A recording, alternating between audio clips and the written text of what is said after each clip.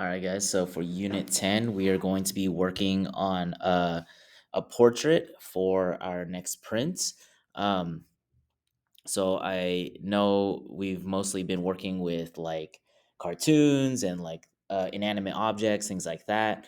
However, for this project, we are going to be working on real people using a photo.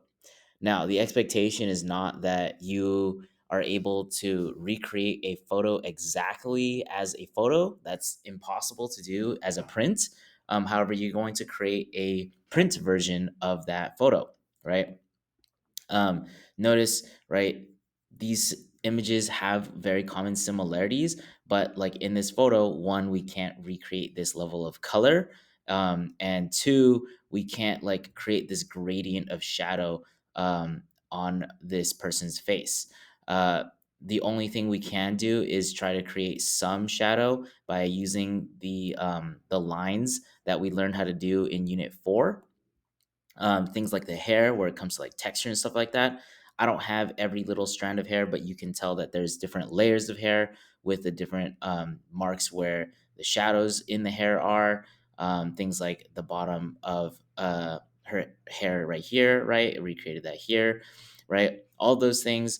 Are difficult to translate exactly, but we can kind of like get an idea or like imply that those things exist in a print. Okay, so again, it's okay if your print doesn't end up looking like your photo exactly, right? And it may not even be like extremely recognizable where you're like where if I were to take away this picture, you would still be able to tell it's that same person.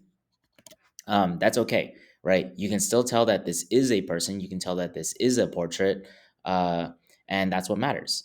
So, yep, I'm going to be teaching you guys how to set up your references, how you're going to set up your sketch, and then you're finally going to print it.